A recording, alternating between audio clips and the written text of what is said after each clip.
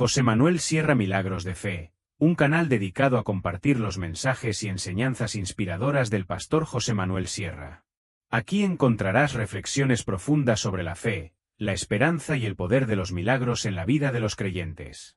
A través de estos mensajes, descubrirás cómo vivir una vida cristiana plena, fortalecida por la gracia de Dios y el poder del Espíritu Santo. En este mensaje, quiero hablarles sobre los tiempos finales y las profecías bíblicas que nos advierten y nos preparan. En los capítulos 37, 38 y 39 del libro de Ezequiel, encontramos una visión profética sobre la restauración de Israel y el ataque futuro de Gog y Magog. También, en el libro de Apocalipsis, se describe la gran batalla de Armagedón, un evento crucial en los últimos tiempos. Estos textos nos recuerdan que el final está cerca y debemos estar preparados para el encuentro con nuestro Señor Jesucristo. Les animo a prestar atención a las señales de los tiempos, mantener una vida en oración y buscar la guía de la palabra de Dios. Es vital orar por la paz de Jerusalén y por nuestra preparación espiritual. Este mensaje no es para generar temor, sino para inspirar fe y compromiso con el plan de Dios. Abramos nuestras Biblias, reforcemos nuestra comunión con Él y caminemos con esperanza hacia lo que está por venir. 37 les dijo, 38. 38, perdón, 38. 37 es la famosa historia del Valle de los Huesos Secos, ¿verdad? Donde el Señor le hace una pregunta muy interesante al profeta Ezequiel y le dice, ¿tú crees que estos huesos volverán a la vida? Dice que eran huesos secos en gran manera. Y el profeta Ezequiel le dice al Señor, no lo sé, Señor, tú lo sabes. La Biblia nos dice que el Señor le da la orden al profeta Ezequiel de predicarles, de profetizarle a los huesos. Y dice que al final aquellos huesos se convierten en un ejército tremendamente poderoso. Y al final de esta visión del Valle de los Huesos Secos, el Señor le dice, esta es la casa de Israel. Este es el pueblo de Israel. Que llegará un momento en el que se levantará, recobrará vida espiritual y natural, y todas las naciones de la tierra glorificarán a Dios al ver que un pueblo que estaba prácticamente extinguido y muerto, pues vuelve a la vida, vuelve a levantarse, y el Espíritu de Dios se mueve en ellos, pues como en cualquier creyente, ¿verdad? Ese es el capítulo 37. Pero si vamos al capítulo 38 y 39, nos habla de que este pueblo, una vez que ya ha sido restaurado, una vez que ya está consolidado como pueblo y habitando en la tierra de ellos de toda la vida, pues al final de los tiempos va a ser atacado. Y ya entraríamos en lo que es escatología, ¿no? Entraríamos en lo que son profecías de largo alcance. Por supuesto, el pueblo de Israel ha librado y experimentado un montón de batallas. Jerusalén ha sido destruida unas cuantas veces y restaurada unas cuantas veces. El pueblo de Israel y prácticamente toda la historia del Antiguo Testamento es guerra tras guerra, matanza tras matanza. Si sumáramos todas las cifras de muertos que nos da el Antiguo Testamento que cayeron en batalla, la lista sería impresionante, ¿no? Pero al final de los tiempos, repito, una vez que Israel esté tranquilo, confiado y asentado en su tierra, un rey, un personaje, un líder político que la Biblia en este capítulo lo llama God, ¿vale? Dice la Biblia que Dios pondrá en su corazón, es Dios el que mueve los hilos, es Dios el que lo trae, y dice que desde el norte, sabemos que Israel hace frontera con muchos países, pero al norte hace frontera con Siria, uno de los peores enemigos que ha tenido siempre el pueblo de Israel. Bueno, por los altos del Golán, por las tierras del norte, Israel experimentará un ataque sin precedentes. Será un ejército. En el libro de Ezequiel no lo dice, pero Juan, cuando escribe el libro del Apocalipsis, da una cifra impresionante. ¿Alguien recuerda? 100 millones. 100 millones de soldados. Eso es una barbaridad. 100 millones de soldados, armados hasta los dientes, con el único objetivo de atacar Israel, apropiarse del país, a tomar posesión de la ciudad de Jerusalén. Y bueno, se lleva a cabo la famosa batalla de Armagedón. La batalla de Armagedón, para ir situando un poquito cronológicamente los acontecimientos finales, es una batalla que se lleva al final de la gran tribulación, no es algo que ocurre al principio. La gran tribulación son fundamentalmente 7 años, son los 7 años del libro de Apocalipsis, quitando el mensaje inicial a las iglesias, todo el resto del capítulo prácticamente está sin cumplir. Bueno, pues todas las profecías que leemos en el libro del Apocalipsis se cumplen, se llevan a cabo en un corto periodo de 7 años que conocemos como la Gran Tribulación. Tiempo que en el Antiguo Testamento también se le conoce con el nombre del tiempo de angustia de Jacob, o el tiempo de angustia de Israel, donde millones de soldados dirigidos por este líder llamado Gog, se unirán otras muchas naciones, y ahí se menciona naciones que en la actualidad tienen otro nombre. Se menciona, por ejemplo, a Cus, a Fut, y todas esas naciones son, por ejemplo, Turquía, Libia, Irán y otras naciones que se van a unir con Rusia, hablemoslo claro, con Rusia, que desde el norte atacará el pueblo de Israel. Vamos a leer el capítulo 38 y prestar atención a las palabras, porque es un capítulo profético muy interesante que tiene que ver con lo que hemos estado viendo el domingo, los acontecimientos finales. Vino a mí palabra del Señor diciendo: Hijo de hombre, pon tu rostro contra Gog en tierra de Magog, príncipe soberano de Mesec y Tubal, son regiones en el Cáucaso, en el norte de Israel, ya tirando hacia Rusia, y profetiza contra él. Y así ha dicho el Señor: he aquí yo estoy contra ti, oh Gog, príncipe soberano de Mesec y Tubal. Y te quebrantaré y pondré garfios en tus quijadas, y te sacaré a ti y a todo tu ejército, caballos y jinetes de todo en todo equipados, gran multitud con paveses y escudos, teniendo todos ellos espadas. Persia, ahí está Irán, Cus y Fut con ellos, todos ellos con escudo y yelmo, bien pertrechados para la batalla, bien armados. Gomer y todas sus tropas. Si quieren saber un poquito más acerca de estos nombres, Mesec, Tubal, Gomer, etcétera, tienen que ir a los descendientes de Noé. En el libro del Génesis, ahí ustedes van a encontrar que los 3 hijos de Noé, cuando salen del arca, Sem, Can y Jafet, pueblan toda la tierra, ¿vale?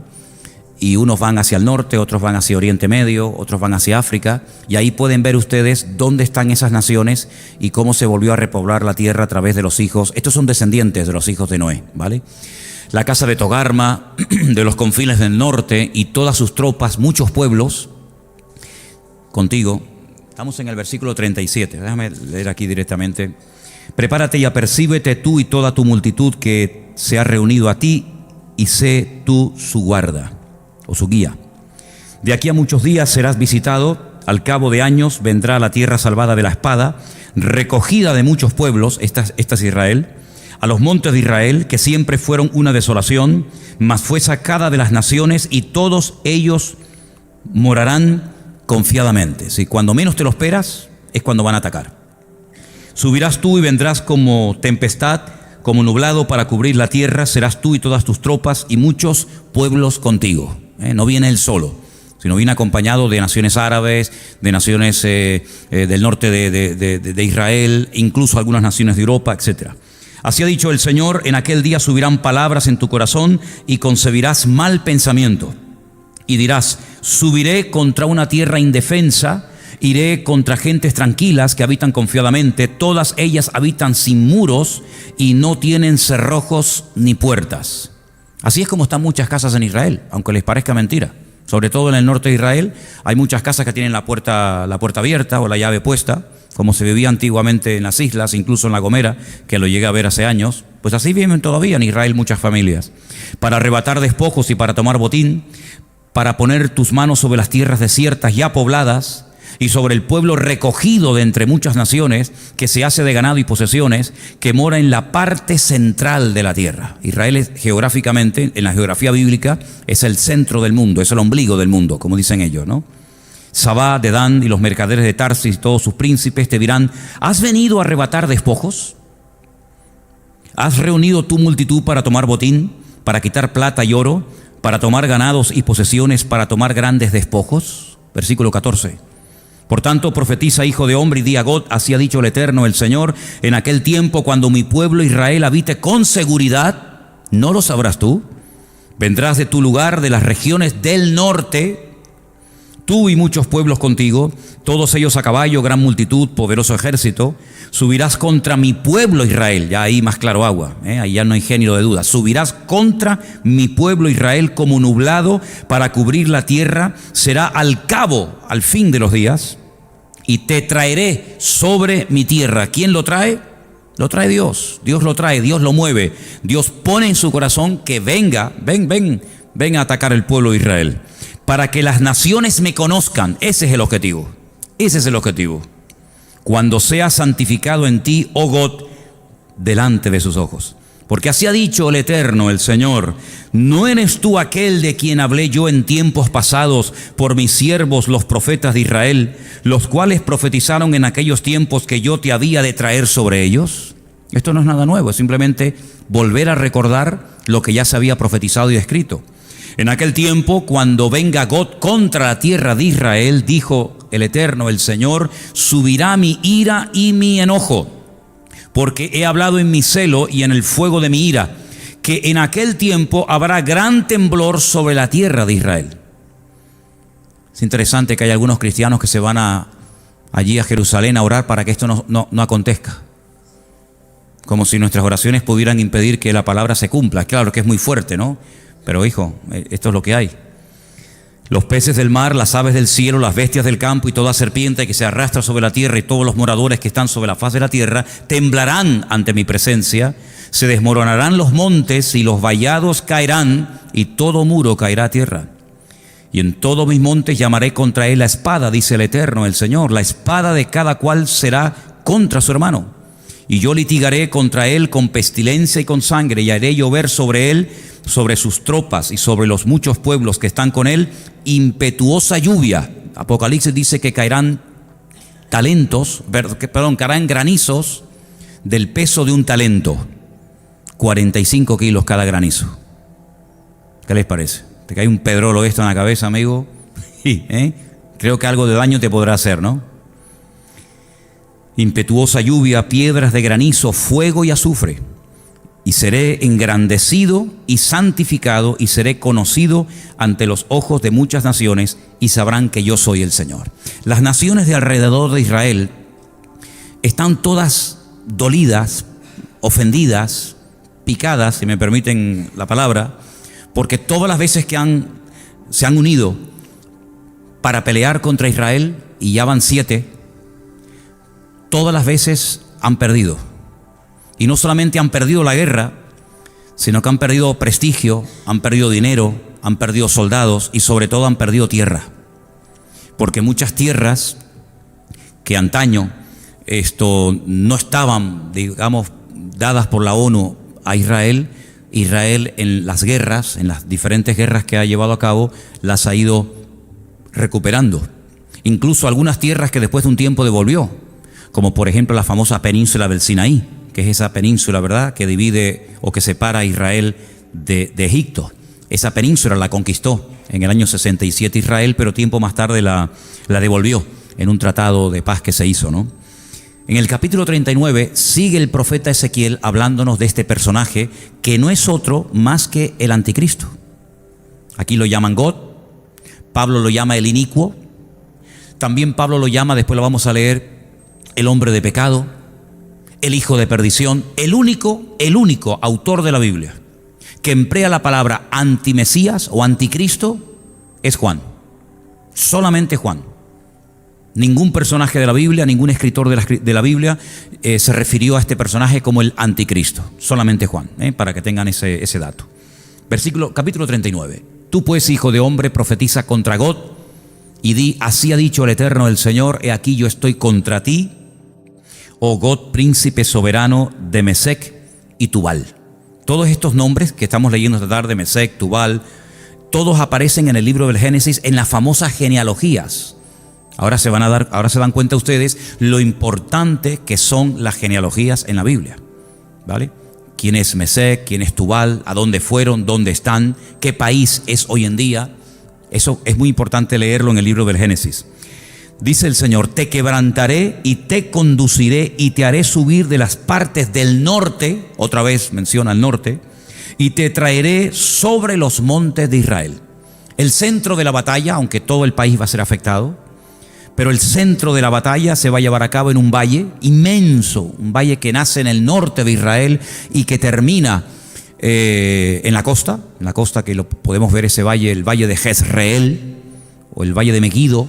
Es un valle precioso, es un valle inmenso, y allí va a ser el centro de la batalla. Les dije en una ocasión que Napoleón, cuando estuvo en Israel y vio aquel enorme valle, dijo, este es el valle perfecto para llevar a cabo una gran batalla. Y es que realmente allí caben pues millones y millones de personas. Así que es un valle que prácticamente cruza todo el país, de norte a sur, y puedes ver el final del valle, o el principio, según como lo veas, en la ciudad de Haifa, la ciudad costera, una ciudad muy bonita, una ciudad importante de Israel.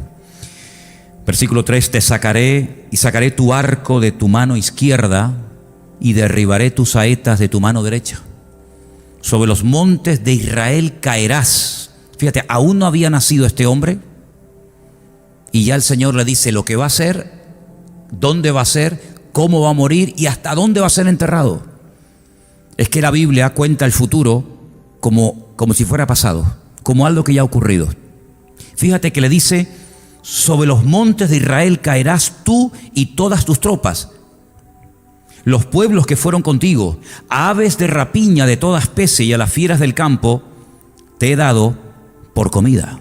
Es increíble. Versículo 5, sobre la faz del campo caerás, porque yo he hablado, dice el Eterno, el Señor. Enviaré fuego contra Magot y sobre los que moran con seguridad en las costas, y sabrán que yo soy el Señor.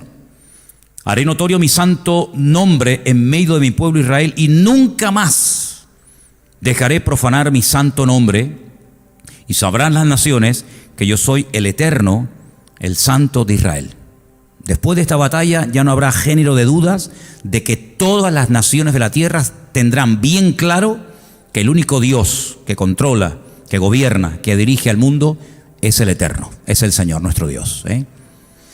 Haré notorio mi santo nombre en medio de mi pueblo, nunca más dejaré profanar mi santo nombre. Versículo 8, he aquí viene y se cumplirá, dice el Eterno, el Señor, este es el día del cual he hablado. Esto todavía no se ha cumplido, estamos leyendo algo que aún no se ha llevado a cabo. Los moradores de las ciudades de Israel saldrán y encenderán y quemarán armas, escudos, paveses, arcos, saetas, dardos de mano y lanzas, y los quemarán en el fuego por 7 años. Es una barbaridad. 7 años prendiéndole fuego a todo el armamento que Gog y todas las naciones que le van a acompañar llevarán a cabo durante 7 años la destrucción de estas armas. Sí, es algo descomunal, algo que jamás en la historia ha ocurrido, ¿no? 7 años quemando el armamento. No traerán leña del campo ni cortarán de los bosques, sino que quemarán las armas en el fuego y despojarán a sus despojadores y robarán a los que les robaron, dice el Eterno, el Señor. Esto ya pasó. Es muy importante ver cómo a veces en la historia lejana, distante, ya ha ocurrido algo que nos indica cómo puede ser el futuro que estamos leyendo en esta tarde. Por ejemplo, el gran imperio de Egipto, el faraón, el emperador de Egipto, una potencia militar tremenda. Pánico le daba a las naciones ser atacada por Egipto. Era un imperio tremendo, sus pirámides, sus templos, etc. ¿Quién iba a pensar que un puñado de esclavos iban a humillar al faraón, al imperio más poderoso de la tierra?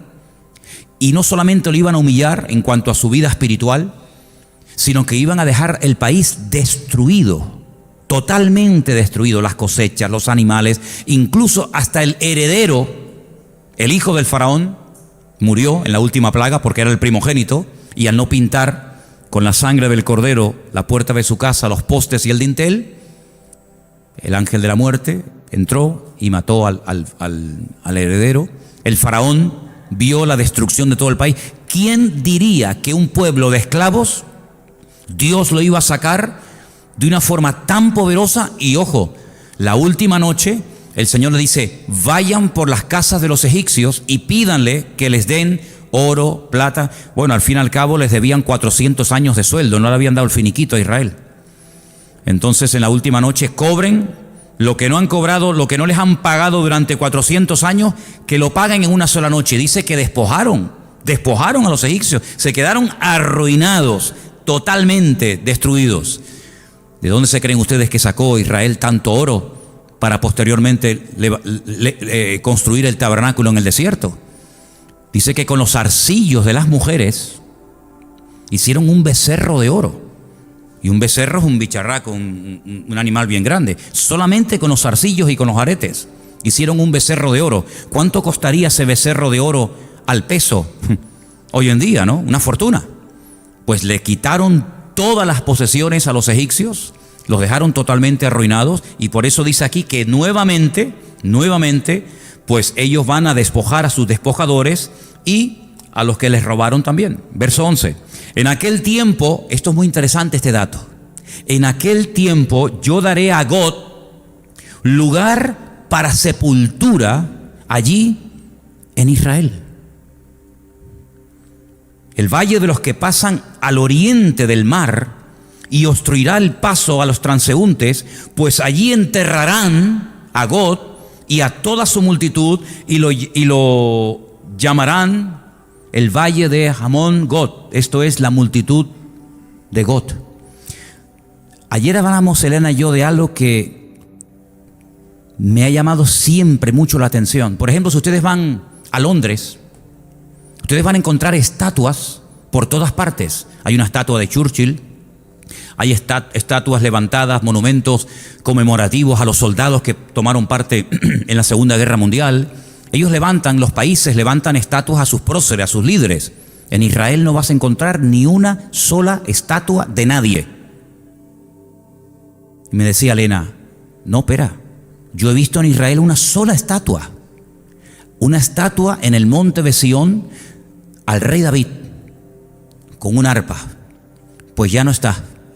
Saben que hace 2 o 3 viajes que hemos hecho allí, ya la estatua de David la quitaron. No hay estatuas ni a David, ni a Salomón, ni a ningún rey, ni a ningún general, ni a ningún soldado, ni a ningún héroe. No hay estatuas en todo el país de Israel con figura humana. Hay monumentos y tal, pero con figura humana, como podemos ver aquí o en Venezuela, Simón Bolívar o Sucre o Miranda o sabe Dios quién. Bueno, había unas de Franco que ya las quitaron también, y hasta el caballo se lo llevaron. Pues en Israel no hay estatuas. Entonces, ¿cómo recuerdan ellos a los difuntos? ¿Cómo recuerdan ellos a los que dieron la vida por la patria en una guerra, o a sus hombres valientes? Pues cada año, como ahora, ayer o antes de ayer, celebraron el Yom HaZikaron, que es el día del recuerdo de todos los que han caído en combate, todos los que han caído en batalla, y se para el país y la gente sale de los coches y se suenan las sirenas por todo el país y la gente se pone firme, porque es un homenaje a todos los que han dado su vida por el país. Y también se recordó la Shoah, que es el día del holocausto nazi.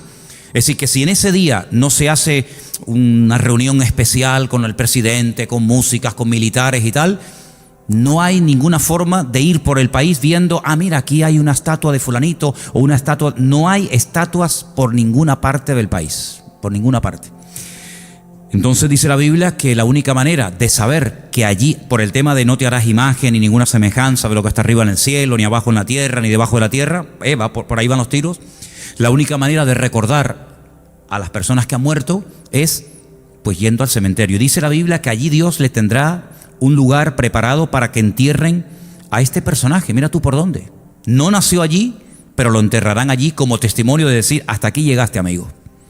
La casa de Israel los estará enterrando 7 meses para limpiar la tierra. Claro, 200 millones o 100 y pico millones de soldados no se entierran en 2 días. 7 meses enterrando muertos. Eso es una barbaridad. Y 7 años prendiéndole fuego a todo el armamento estará Israel. 7 años, 7 meses. ¿Qué te parece? Algo increíble. Sigo leyendo, versículo 14. Tomarán hombres a jornal que vayan por el país con los que viajen para enterrar a los que queden sobre la faz de la tierra, a fin de limpiarla. Al cabo de 7 meses harán el reconocimiento. Pasarán los que irán por el país, y el que vea los huesos de algún hombre pondrá junto a ellos una señal para que los entierren los sepultureros en el valle de Hamón Got, que significa la multitud de Got. También el nombre de la ciudad será llamada Hamona, y limpiarán la tierra, significa multitud.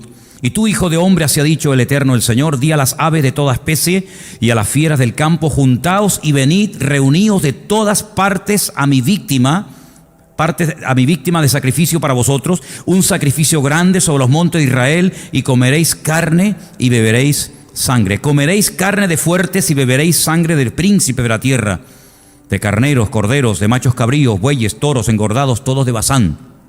Comeréis grosura hasta saciaros, beberéis hasta embriagaros de sangre de las víctimas que para vosotros sacrifiqué. Os saciaréis, y así ustedes podrán seguir leyendo todo el resto del capítulo, que es realmente impresionante. Sí, que lo que se avecina, hermanos, no es para reírse. Lo que se avecina es realmente tremendo. La batalla más grande de toda la historia de la humanidad. Alguien me preguntó una vez: ¿tú crees que habrá una tercera guerra mundial? No te quepa la menor duda. No te quepa la menor duda. Si quieres tener más detalles, yo siempre digo que es muy bueno decir, bueno, ¿esta batalla la cuenta otra persona de la Biblia? Sí, claro. Por ejemplo, Joel. Les animo a leer el libro de Joel, un libro cortito. Allí se dice lo que le harán a las mujeres. Allí se dice por dónde entrarán. Allí se dice cosas muy interesantes que tienen que ver directamente con esta batalla. Todo el libro de Joel prácticamente. Y luego también hay unos datos muy interesantes sobre esta batalla en el libro de Zacarías. Y me gustaría que leyéramos parte de ese capítulo. No te lo dije que lo buscáramos, pero se encuentra en el capítulo 14 del libro del profeta Zacarías. Y ahí se nos dan unos datos muy, muy interesantes, que yo estoy convencido de que Zacarías no entendía nada de lo que estaba diciendo. Zacarías capítulo 14, verso 1, dice: He aquí el día del Señor viene, en medio de ti serán repartidos tus despojos, porque yo reuniré a todas las naciones para combatir contra Jerusalén. Todas las naciones quieren a Jerusalén. La ciudad será tomada, serán saqueadas las casas, violadas las mujeres. La mitad de la ciudad irá en cautiverio, mas el resto del pueblo no será cortado de la ciudad. Después saldrá el Señor y peleará con aquellas naciones como peleó en el día de la batalla. Y se afirmarán sus pies. Ahí se da un dato más que no nos dice ni Joel ni Ezequiel. Se afirmarán sus pies en aquel día sobre el monte de los olivos. Y nos da un sitio concreto. Y el monte de los olivos sabemos que está en Jerusalén, ¿vale? Luego la segunda venida del Mesías se llevará a cabo en Jerusalén. Él cuando viene no pone sus pies en Capernaum, ni en Madrid, ni en cualquier otra ciudad, sino sobre el monte de los olivos. ¿Qué es lo que pasa cuando Él pone sus pies, cuando afirma la planta de sus pies sobre ese monte? Pues dice la Biblia que el monte de los olivos se partirá por en medio hacia el oriente y hacia el occidente, hacia el este y hacia el oeste, haciendo un valle muy grande, que no existe ese valle en este momento. La mitad del monte se apartará hacia el norte y la otra mitad hacia el sur. Si se abre allí una zanja, un valle descomunal, huiréis al valle de los montes, porque el valle de los montes llegará hasta Azal. Huiréis de la manera que huisteis por causa del terremoto en los días de Usías. Usías. ¿Se acuerdan de cómo murió? ¿Alguien se acuerda cómo murió el rey Usías? Está en Isaías capítulo 6. El día que murió el rey Usías, vi yo al Señor sentado en su trono. Sus faldas llenaban el templo. Y oí querubines que decían: Santo, santo, santo es el Señor. Y al final el Señor dice: ¿a quién enviaré? ¿No se acuerdan eso?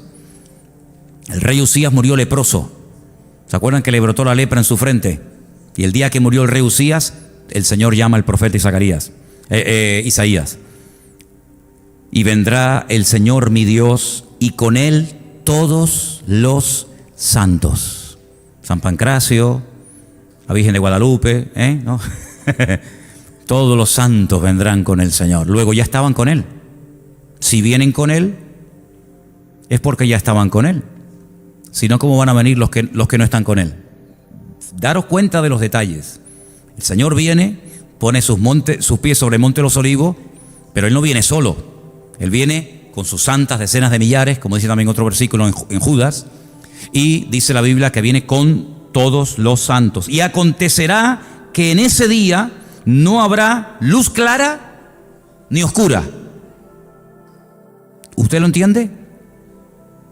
Yo no. No lo entiendo. Porque si no hay ni luz clara ni luz oscura, será un día el cual es conocido del Señor, que no será ni de día ni de noche. Ahora lo entiendo menos. Porque puede haber mucha luz o poca luz, pero si no es de día ni de noche, ¿qué es entonces? Solamente ese día sabe el Señor cómo será. Porque para nosotros o es de día o es de noche. Será un día diferente. Será un día único. Es que vamos a ver tantas cosas, hermanos. Ustedes se creen que lo sabemos todo. Y cuando estemos en la presencia del Señor, vamos a darnos cuenta que no sabemos nada. Vamos a empezar de cero. Pero sucederá que al caer la tarde, habrá luz.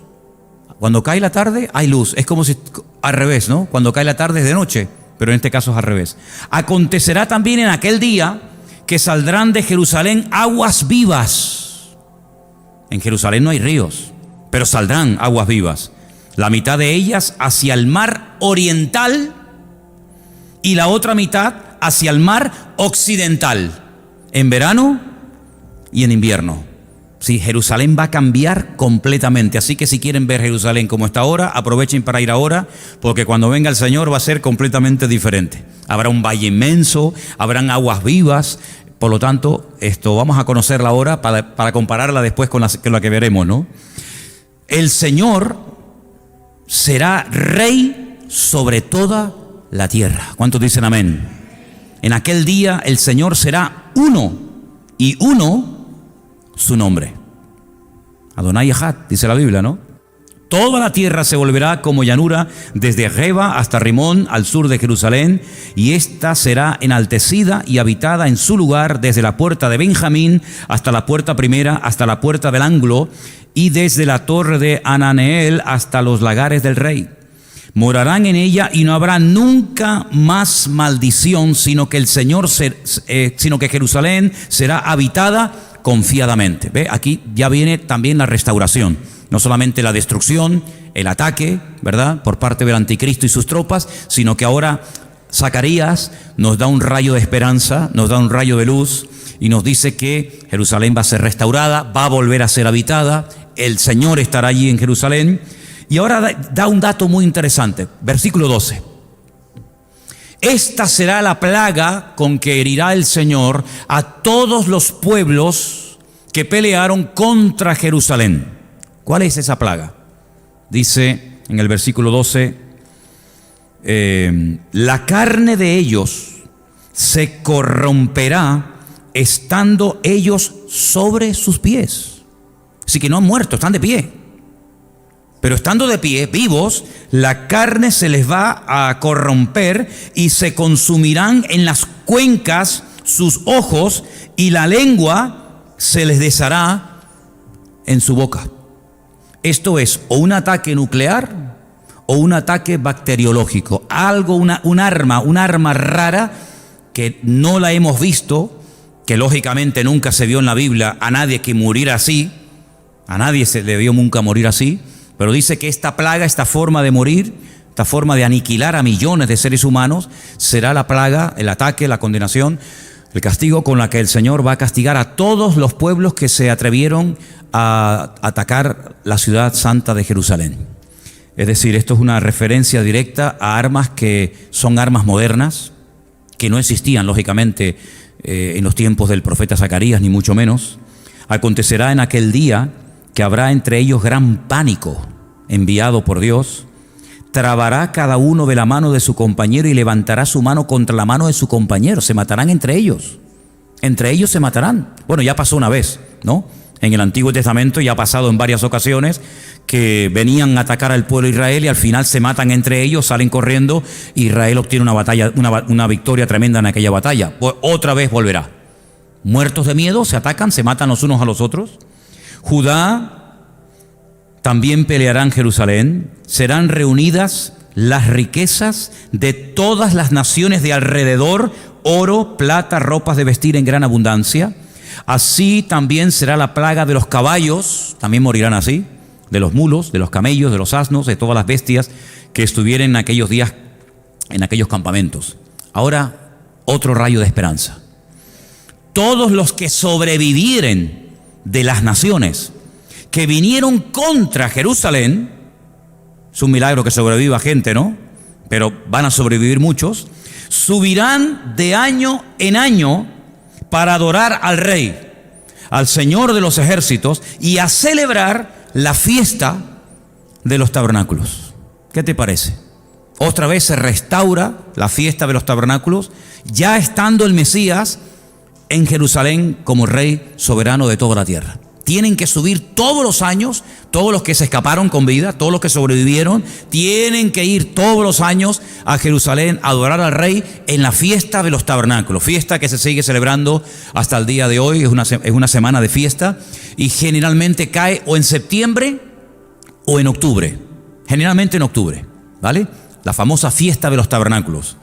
Una fiesta que les recuerda la peregrinación por el desierto. Tienen que construir una cabañita, una cosita de madera y estar allí viviendo y comiendo durante una semana. Y es una fiesta que dice la Biblia que se celebrará y tienen que subir las naciones a adorar al Rey justamente en esa época. Sigo leyendo. Acontecerá que los de las familias de la tierra que no subieren a Jerusalén, luego la voluntad no les queda anulada, porque habrá algunos que dicen: yo no voy a subir a Jerusalén para adorar al Rey, al Señor de los ejércitos, no vendrá sobre ellos lluvia.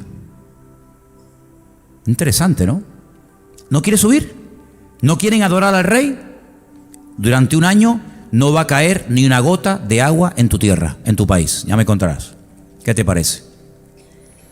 Si la familia de Egipto no subiere y no viniere, sobre ellos no habrá lluvia. Vendrá la plaga con que el Señor herirá las naciones que no subieren a celebrar la fiesta de los tabernáculos. Esta será la pena del pecado de Egipto y del pecado de todas las naciones que no subieren para celebrar la fiesta de los tabernáculos. En aquel día estará grabado sobre las campanillas de los caballos: santidad al Señor. Las ollas de la casa del Señor serán como los tazones del altar, y toda olla en Jerusalén y en Judá será consagrada al Señor de los ejércitos, y todos los que sacrificaren vendrán y tomarán de ellas y cocerán en ellas, y no habrá en aquel día más mercader en la casa del Señor de los ejércitos. ¿Cuántos dicen amén? Es impresionante la cantidad de información que el Señor nos ha dado a través de diferentes profetas del Antiguo Testamento. Solamente he mencionado a 3, a Joel, que no le hemos leído, un poquito de Zacarías y un par de capítulos de Ezequiel. La información que tenemos acerca de lo que viene es impresionante. Muchísima gente ignora todo esto.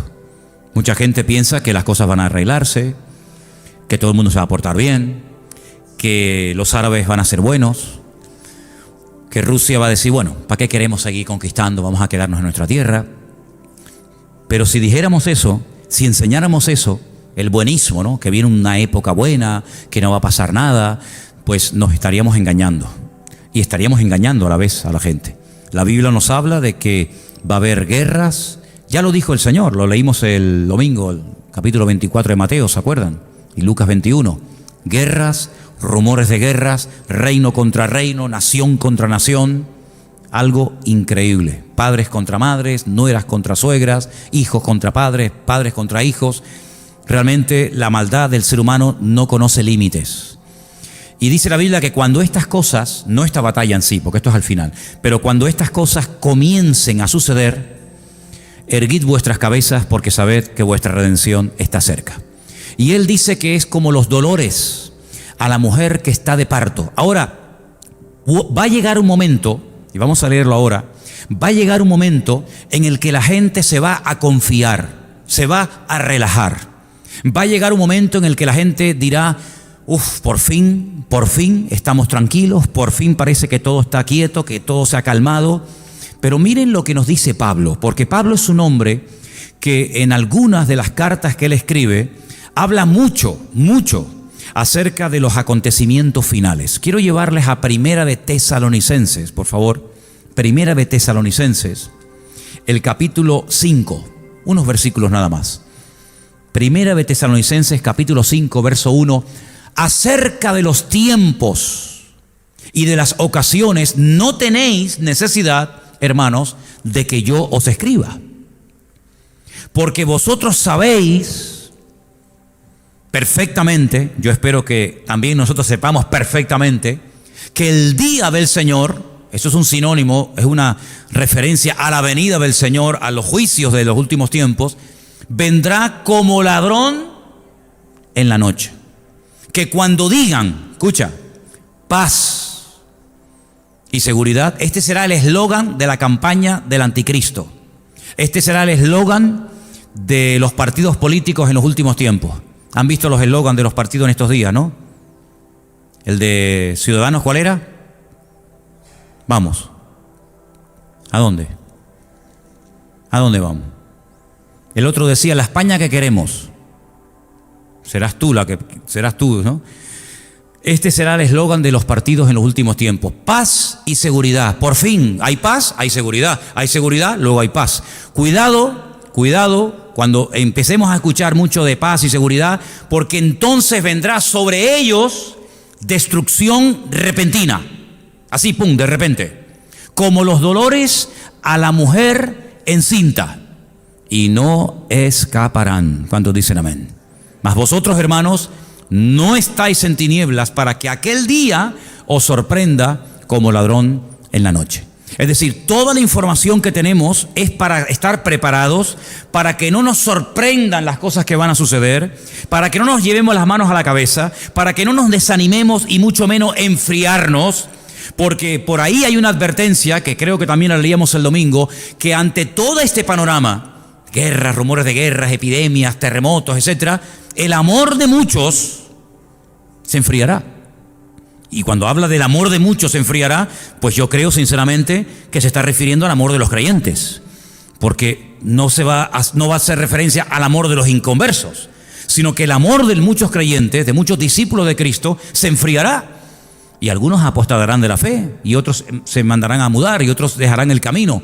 Pero el que persevere hasta el fin, ese será salvo, ¿vale? Entonces, dice la Biblia que esto es un principio de dolores, no es el fin, porque el fin no vendrá inmediatamente. Esa frase a mí me gustó muchísimo, justamente la leíamos el domingo. El fin, dice, no vendrá inmediatamente, vendrá, pero poco a poco, como los dolores a la mujer que está de parto y ya no hay marcha atrás, ¿verdad? Una vez que empiezan los dolores, amigo, ya se acabó. Prepárate que ya viene. Y los dolores anticipan que el niño está a punto de nacer, ¿verdad? Ahora, para nosotros los creyentes, que vivimos en el mismo planeta donde van a ocurrir todo lo que hemos leído, porque no hay otro planeta al que el Señor nos va a llevar mientras aquí pasan cosas tremendas, sino que la Biblia dice que cuando sale el sol, sale para justos e injustos, y cuando llueve se mojan los buenos, los malos, los creyentes y los inconversos. Nosotros tenemos que estar preparados y tenemos que estar a la expectativa, porque estas cosas son la evidencia de que nuestra fe, basada en la palabra de Dios, se está cumpliendo. Lo anormal sería que no ocurra nada. Preocúpate cuando no ocurran cosas. Pero cuando ocurran este tipo de calamidades, de tragedias, de guerras, de rumores de guerras, es la evidencia de que lo que profetizaron los profetas, incluso el mismísimo Señor Jesucristo, se está cumpliendo. Y ahí te vas a dar cuenta de que la Biblia no es un timo. Ahora, la gente hace referencia a las profecías de Nostradamus. ¿Ustedes por casualidad alguna vez han leído algo de Nostradamus? Yo creo que ni Nostradamus entendía lo que dijo. Es tan complicado entender a este tipo. Yo sinceramente creo que él empezaba a improvisar y todo lo que le salía lo escribía. Miren, hermanos, olvídense de las profecías de Nostradamus. Si ustedes quieren saber lo que va a ocurrir en los últimos tiempos, no lean el Corán. Y digo no lean el Corán por una sencilla razón, porque en el Corán no hay ni una sola profecía de los últimos tiempos.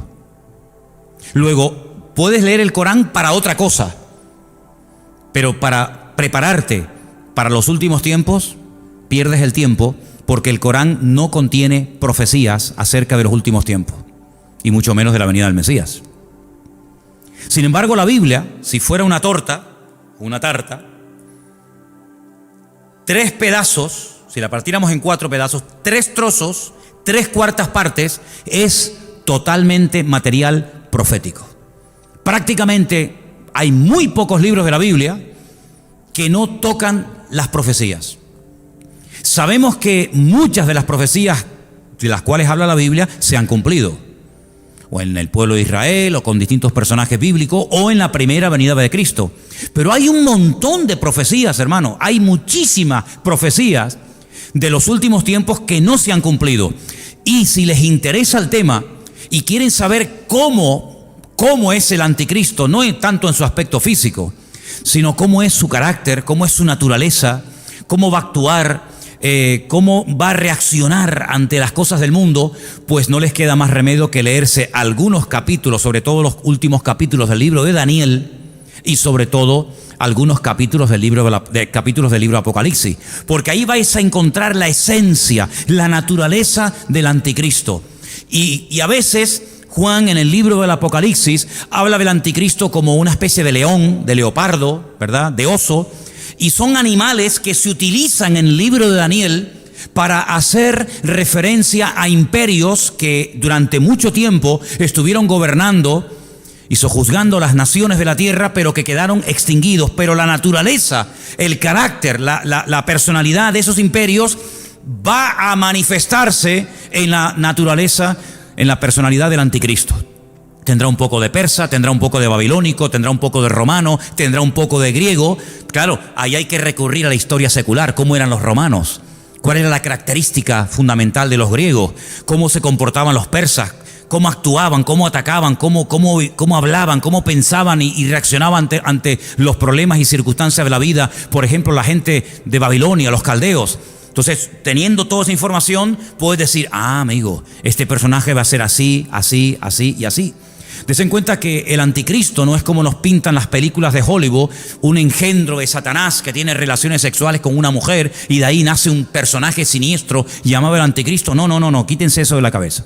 Por favor, la referencia para el creyente no son las películas de Hollywood, la referencia correcta y exacta para el creyente es la Biblia.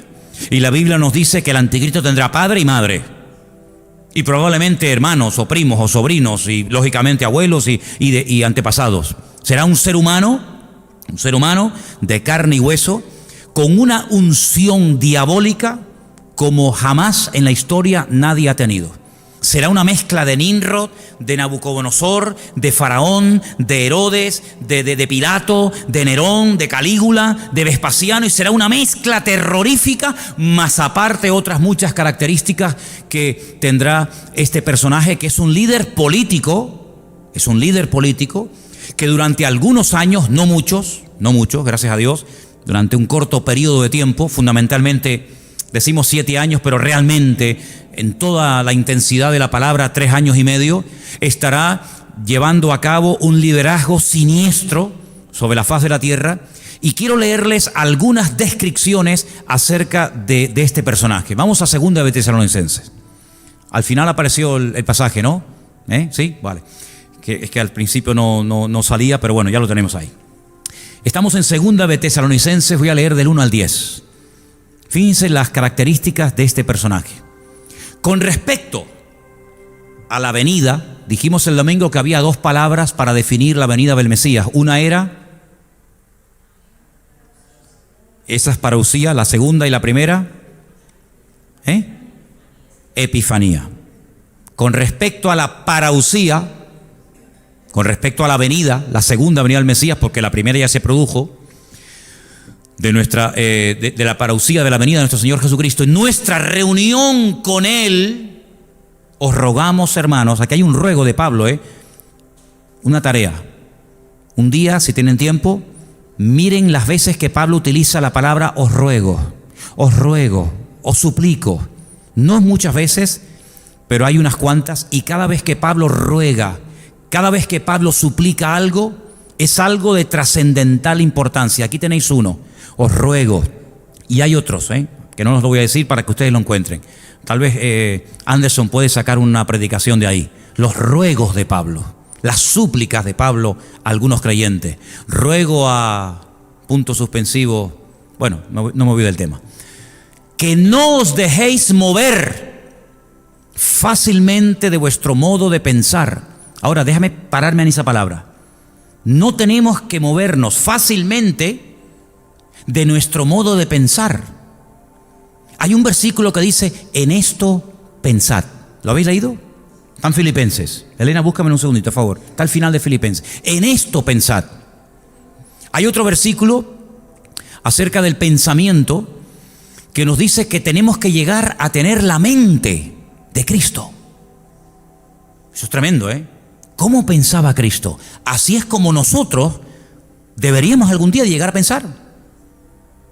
Cristo nunca tuvo malos pensamientos. La mente de Cristo era una mente perfecta, totalmente centrada con la voluntad del Padre, ¿verdad? Entonces dice que no nos tenemos que dejar mover fácilmente de nuestro modo de pensar. Y yo pregunto, ¿y por qué el creyente en sus pensamientos estamos hablando ahora, por qué puede tener estabilidad? ¿Por qué mentalmente, psicológicamente podemos tener firmeza de criterio? Y no decir, no, ahora creo aquello. No, ahora creo lo otro. Porque la Biblia dice, y vuelvo otra vez a citar a Pablo, cuando yo era niño, yo hablaba como niño, pensaba como niño, juzgaba como niño. Mas cuando ya fui hombre, dejé lo que era de niño. Dejé. ¿Y qué es el dejarlo de niño? Repito, cuando yo era niño, hablaba, el vocabulario, pensaba pensamientos y juzgaba mi forma de actuar como niño. Mas cuando ya fui hombre, cambié mi forma de hablar, mi forma de pensar y mi forma de actuar. ¿Lo pilláis o no? Es fácil, ¿no? Por eso dice, hermanos, os ruego que no os dejéis, déjalo ahí, no os dejéis mover fácilmente de vuestro modo de pensar. Y vuelvo a hacer la pregunta, ¿y cómo podemos tener un criterio fijo? Ser, permítame la expresión, cabezones y decir, de aquí no me muevo. Porque ya no soy un niño. Porque ya tengo una información. Porque ya tengo un conocimiento. Y cuando yo era un chiquillaje, espiritualmente hablando, cuando yo era un niño, una persona inmadura, inexperta, neófita, otra palabra que aparece en la Biblia, pues me podían engañar y me podían decir, oye, ahora hacemos esto, y ahora hacemos lo otro, y ahora decimos, no, momentito. Ya no me voy a dejar mover fácilmente de mi modo de pensar. ¿Por qué? Porque ahora mis pensamientos, cuando vienen a mi mente, yo los filtro, yo los cuelo y digo, ¿qué dice el versículo? Léelo fuerte. Todo lo que es verdadero. Ahí está.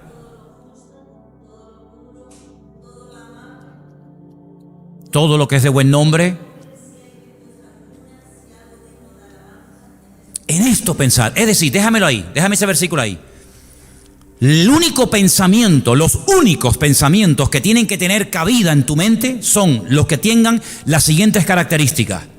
¿Esto que estoy pensando es verdad? Dice, todo lo que es verdadero. ¿Esto es verdad? No lo sé. Bueno, mijo, aquí tienes. ¿Esto es verdad? Es que yo no valgo para nada. Eso es un pensamiento falso, diabólico. ¿Por qué? Porque la Biblia no dice eso.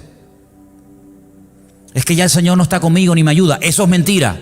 Porque el Señor dice, estaré contigo todos los días hasta el fin del mundo. Si Él dice, estoy contigo, ¿quién eres tú para decir que Él no está contigo? ¿Le estás diciendo a Él mentiroso? ¿Le estás llamando mentiroso? No, entonces no lo piense. Si no es verdadero, fuera. Este pensamiento no entra. Aquí en Canarias no hay peajes, por eso a lo mejor es un ejemplo que no se entiende mucho, pero cuando vas por la península hay autopistas de peaje, que para circular por ellas tienes que pagar, hay una barrera. Y tienes que pagar, y si no pagas, te dicen, no, lo siento mucho, tienes que ir por la otra carretera, por esta no, esta es de peaje. Bueno, pues hazle pagar un peaje a los pensamientos, que cuando vayan a tu mente te digan, déjame entrar, un momento, esto no es verdad, esto no es honesto. Esto no es honesto pensar esto no es correcto, esto no es justo, esto no es injusticia, esto es una barbaridad lo que estoy pensando. Esto no es puro, si no es santo, esto es una cochinada, perdonen la palabra, esto es una inmundicia, esto es lascivia pura, esto no es amable, esto no es de buen nombre, esto no hay ninguna virtud, no hay nada positivo en ello, esto no es digno de alabanza, y oye, qué bueno, sino esto es todo lo contrario, pues entonces ahí nos dice cómo limpiar la mente. ¿Cómo limpiar la mente? Pero yo creo, y me atrevo a decir, que esto no solamente es para que no entren malos pensamientos en nuestra vida, sino esto es para decir, oye, y esto que ya está dentro, lo voy a echar fuera. Porque a lo mejor no lo filtré adecuadamente y se me metió dentro, y ahora lo que voy a hacer es una limpieza de malos pensamientos, y a partir de ahora voy a tener sumo cuidado con lo que voy a pensar. Volvemos a Tesalonicenses, por eso Pablo dice, no os dejéis mover fácilmente de vuestro modo de pensar. Pero para no dejarme mover fácilmente de mi modo de pensar, tengo que ser maduro. Porque el niño fluctuante, el maduro tiene criterio propio y dice, no, eso no puede ser, eso no es verdad, eso no es justo, eso no es verdadero. ¿Me explico? Ni de vuestro modo de pensar, ni os conturbéis, y no te pongas nervioso. No te conturbe, no te perturbes. Mira, hay un versículo en Jeremías, en Gálatas que me está abriendo ahora la cabeza. Cuando Pablo se entera, cuando él se va de la iglesia en Galacia y se entera de que han llegado algunos de Jerusalén enseñando cosas de judaísmo y de tradiciones humanas y pervierten a los creyentes, él les escribe una carta y dice, hermanos, ¿quién os ha predicado un evangelio diferente? ¿Quién? Dice, no es que haya otro evangelio diferente, sino que hay algunos que os pervierten. Y busqué esa palabra y hace referencia a cuando hay aguas que están quietas y abajo hay como lodo, como tierra, y de repente viene alguien y mueve todo y se queda todo ese agua sucia. Es como cuando coges una pecera, ¿no?, y la mueves, ese agua tan limpita que había, donde veías todos los pececitos y tal, pues por el movimiento se queda todo sucio hasta que va cayendo todo al fondo y ya vuelve otra vez toda la normalidad y se ve bonito, ¿no? Pablo dice, alguien nos está moviendo, alguien nos está sacudiendo, que está pervirtiendo. Es como cuando el vino está bien tranquilo y de repente mueves el fondo y todo el pozo sale arriba. Dice, cuidado, que nadie te sacuda, que nadie te ponga nervioso, ni por espíritu, cuidado los que vienen a través del espíritu, ni por carta, ni por palabra, ni por carta, como si fuera nuestra, en el sentido de que el día del Señor está cerca. Ahora, esta carta se escribió antes del año 70 después de Cristo. Si Pablo dice antes del año 70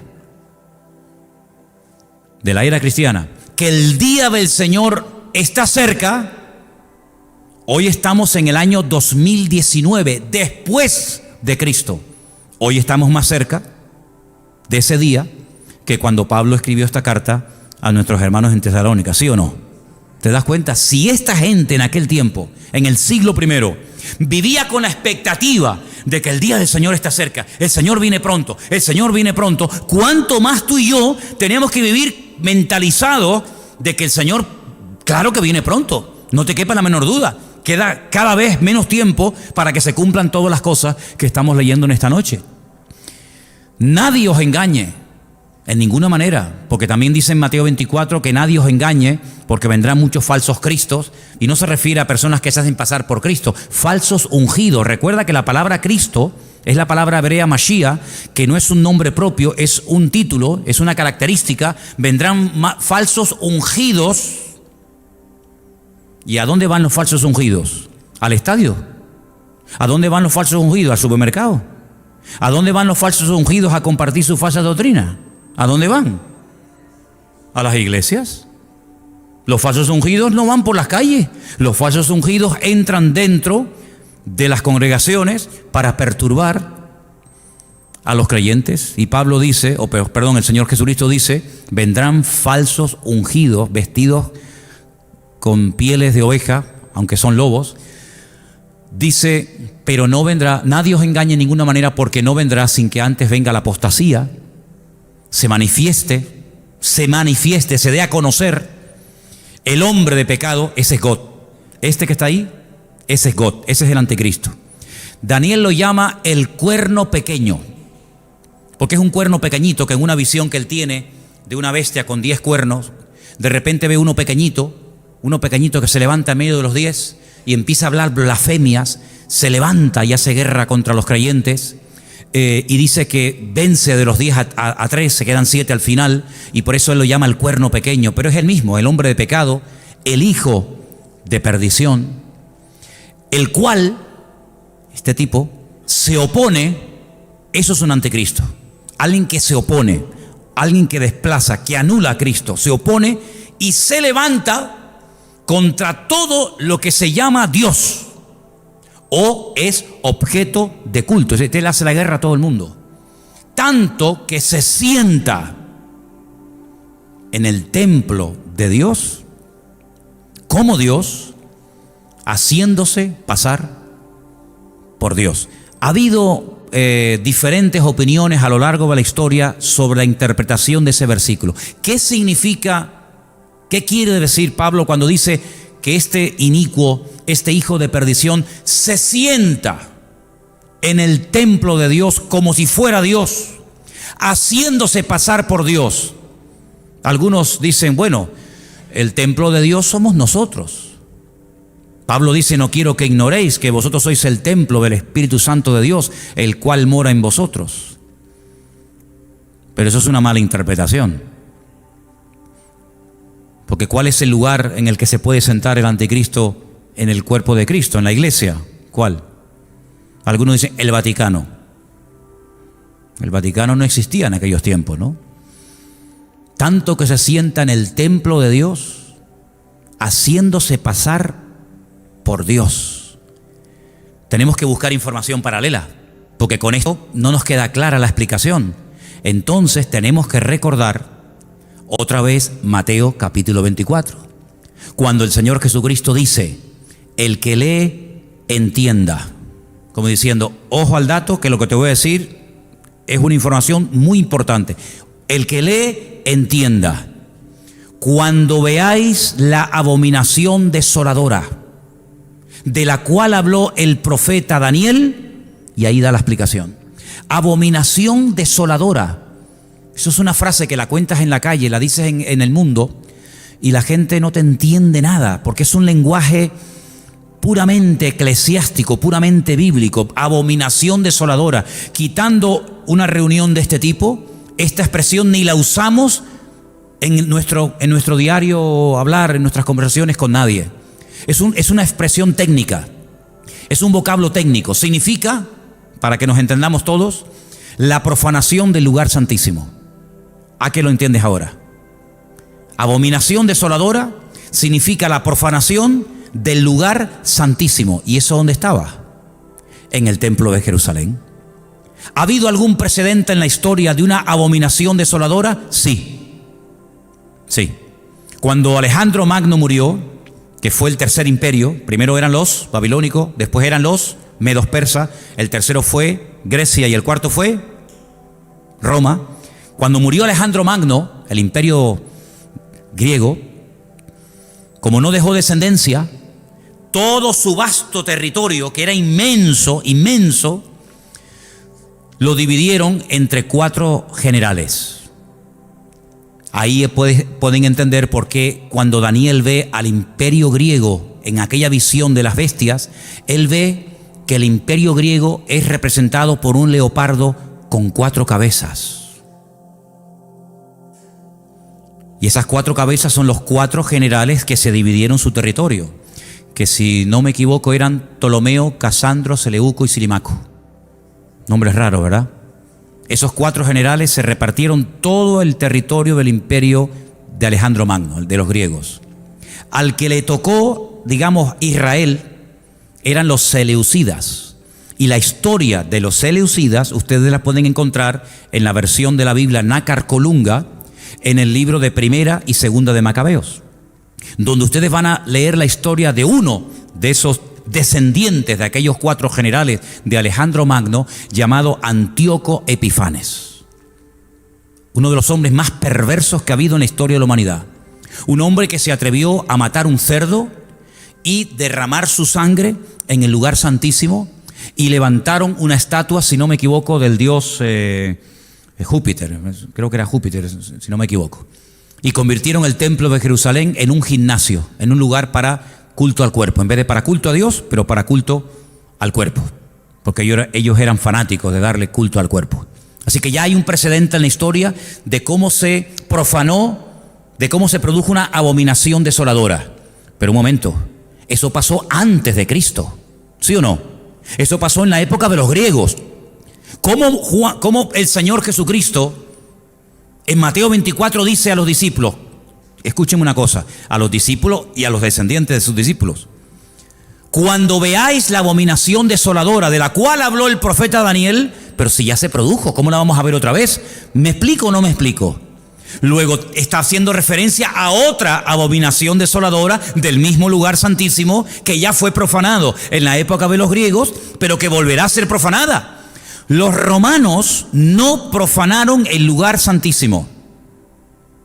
Cada imperio, el templo, esto es un estudio muy interesante, hermanos. Las 4 estrategias del diablo contra el pueblo de Dios, que son las 4 estrategias que Satanás utiliza contra el creyente. ¿Cómo trató el templo Nabucodonosor? ¿Cómo trató el templo los medos persas? ¿Cómo trataron el templo los griegos? ¿Y cómo trataron el templo los romanos? Es interesantísimo esto, interesantísimo. Unos ni lo tocaron, otros lo profanaron, otros lo convirtieron en gimnasio, otros lo destruyeron, otros lo reedificaron. Es muy interesante esta historia, no tengo tiempo para explicar todo esto. Pero cuando el Señor Jesucristo dice, cuando veáis la abominación desoladora, lógicamente no está haciendo referencia a algo que ocurrió en la época del Imperio griego, sino a algo que ocurrirá en el futuro. Pero una pregunta: ¿cómo se va a profanar el lugar santísimo si no existe? No se puede profanar un lugar que no existe. Luego hay una clarísima referencia a la restauración futura del templo de Jerusalén en el mismo sitio, Monte Moriah, donde estuvo siempre tanto el primero como el segundo templo. Quiere decir que en los últimos tiempos te está diciendo, esto es una revelación espectacular, esto no lo saben ni los judíos, Esto no lo saben ni los judíos. Ellos están orando por la reconstrucción del tercer templo, pero que va a ser profanado por este personaje, ¿cómo lo van a saber? Si no leen el Nuevo Testamento. Esta información solamente la tienen los que leen el Nuevo Testamento. Los que tienen el Antiguo Testamento no saben que el lugar santísimo va a volver a ser profanado. Pero nosotros sabemos que este personaje que se opone contra todo lo que se llama Dios o es objeto de culto, se va a sentar en el templo de Dios como si fuera Dios, haciéndose pasar por Dios. Luego el tercer templo va a ser reconstruido y otra vez va a ser profanado a los 3 años y medio de su inauguración por este personaje siniestro llamado el Anticristo. Y Juan dice en el libro del Apocalipsis que pondrá una imagen. Y ahí hay diferentes interpretaciones. Volverá otra vez a profanar el lugar santísimo. ¿Qué te parece? Seguimos, versículo 5. ¿No os acordáis que cuando yo estaba todavía con vosotros os decía esto? Fíjate qué nivel de enseñanza, Vosotros sabéis lo que lo detiene, a fin de que a su debido tiempo se manifieste. Porque ya está en acción el misterio de la iniquidad, solo que hay quien al presente lo detiene hasta que él a su vez sea quitado de en medio. Y entonces se manifestará aquel inicuo a quien el Señor matará con el espíritu de su boca y destruirá con el resplandor de su venida. Y ahora da una característica muy interesante, otro adjetivo para la misma persona: inicuo, que viene de iniquidad. Inicuo, cuyo advenimiento, cuya aparición o cuya manifestación es por obra de Satanás. Es decir, Satanás está detrás de este personaje. Satanás es el que va a ungir, el que va a usar a este tipo con gran poder y señales y prodigios mentirosos.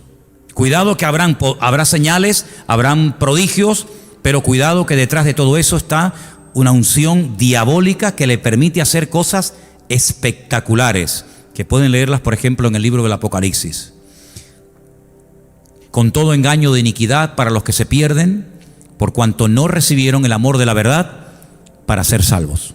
Como conclusión, porque se nos fue el tiempo, estamos a punto de ver en estos tiempos cómo se va a dar a conocer un personaje con una influencia mundial, que probablemente, y aquí tendríamos tela para rato, se levantará de lo que antiguamente ocupó y conquistó el antiguo Imperio Romano.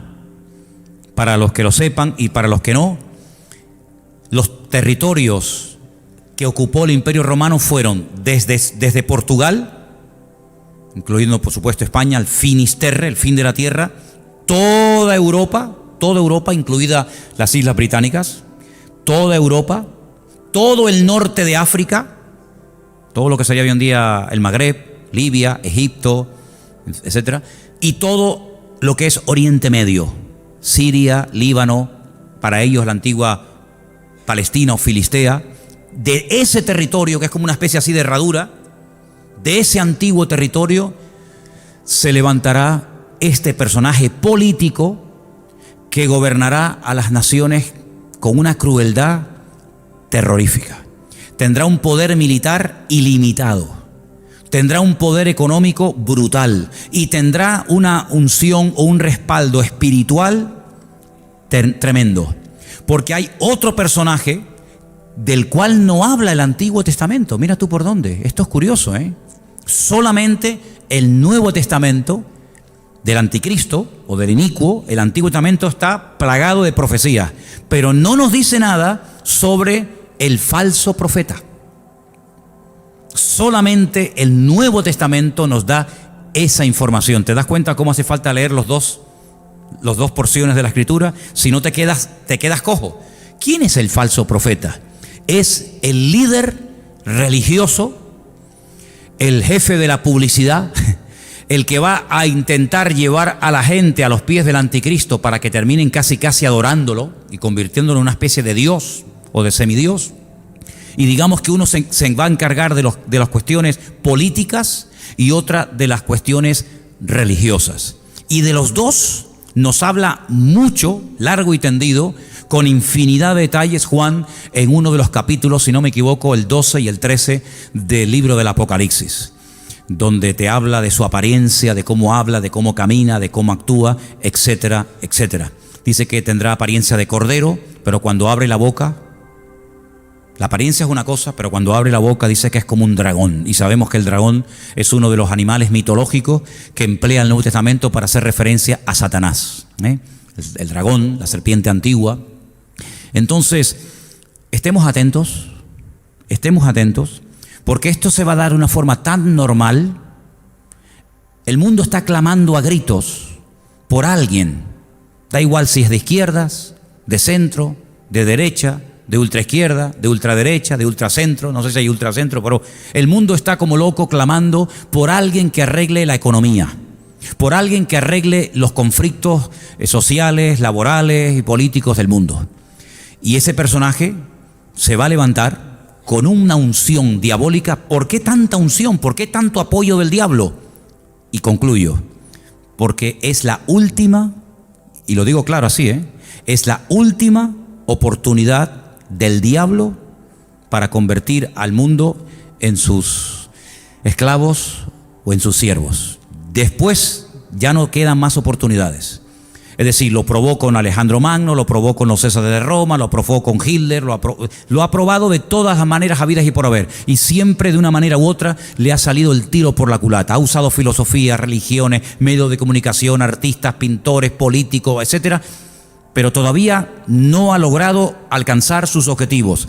Satanás, negando su esencia, que es la primera vez en la historia que lo hace, el mentiroso, el padre de mentira, el que Jesús dijo que es un ladrón que viene a hurtar, a matar y a destruir, por primera vez en la historia, unge a este personaje político y viene ofreciéndole al mundo lo que el diablo no puede dar.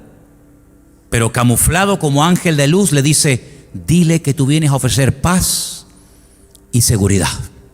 Y la gente entrará al trapo, la gente se convertirá en masa y entonces comenzará a hacer una imitación del ministerio del Mesías, del ministerio de Cristo, donde Él comienza a marcar a todos sus seguidores, donde Él comienza a levantar y, entre comillas, a reconocer o a bendecir a todos aquellos que le adulan y que están a su alrededor, donde Él hace la guerra a todos aquellos que se levantan contra Él, que serán muchos. Entonces, estos tiempos van a ser tiempos muy interesantes porque todavía, y lo digo así con la boca abierta, todavía el anticristo no se ha manifestado. Por eso yo digo siempre, todavía no puede venir el Señor. Aunque algunos se escandalizan cuando oyen esto, ¿no? Porque hasta que no se manifieste el anticristo, no puede venir el Señor. Lo hemos leído en 2 Tesalonicenses capítulo 2, ¿verdad? Entonces, cuando se manifieste este personaje, cuidado, porque en cualquier momento se rompe la jugada, se rompe la partida. Por eso, hermanos, estemos velando, estemos orando, tenemos una gran ventaja, las redes sociales, el internet, los medios de comunicación, los que tenemos canales internacionales en casa que ponen las noticias de Rusia o las noticias de Oriente Medio o de Arabia o de cualquier país, y te enteras de cosas que en los telediarios de cada día, la 3 y la 5 y la 1, nunca salen. Entonces estemos al día. Si alguien se entera de cosas que tienen que ver con cumplimientos de palabra profética, dilo. Comienza a decirlo, como cuando, por ejemplo, se dijo, oye, que ya están comenzando a utilizar el microchip en muchas naciones y en muchos países. Bueno, pues son datos, son informaciones que nos vienen bien para darnos cuenta de que los tiempos se van acortando y acortando y acortando, y que en cualquier momento, tal y como está el mundo, yo no sé si perciben o tienen esta sensación, hermano, el mundo se ha vuelto loco, ¿eh? En cualquier momento, o por Rusia, o por China, o por el de Corea del Norte, o por Trump, o por los árabes, o por Israel, en cualquier momento se va a armar aquí el follón impresionante. Ya están haciendo movimientos, las tropas, los soldados, los misiles, los botones. Hermanos, estamos viviendo tiempos muy interesantes, y lo bueno de todo esto es lo malo que se va a poner todo, ¿eh? Esto es lo bueno, ¿eh? Lo bueno de esto, hermano, es que esto se va a poner como una olla a presión. Pero el que persevere hasta el fin, ese será salvo. Así que vamos a cubrirnos las espaldas los unos a los otros. Amén, hermanos. ¿Habrá aquí algunos que perseveren hasta el fin? ¿Habrá alguno aquí que se enfriará por el camino y abandonará? Espero que no. Cierra tus ojos, vamos a orar al Señor. Padre Celestial, muchas gracias por tu palabra. Palabra poderosa, palabra viva, palabra eficaz, que nos proporciona muchísima información para que no andemos en las tinieblas ni en la ignorancia, sino para que estemos velando y orando, sabiendo que las profecías se están cumpliendo y que tu venida se acerca, Señor. Guarda a tu pueblo Israel, guarda a tus hijos sobre toda la faz de la tierra, que tu iglesia esté avivada, que el fuego no se apague en los corazones, que nadie se desanime, que nadie tire la toalla, que seamos fieles, perseverantes hasta el fin. Y Señor, que aprovechemos también el tiempo para decirle al mundo que se preparen, porque Cristo viene pronto. A ti la gloria y la honra, Señor, en el nombre bendito de Jesús. Amén y amén.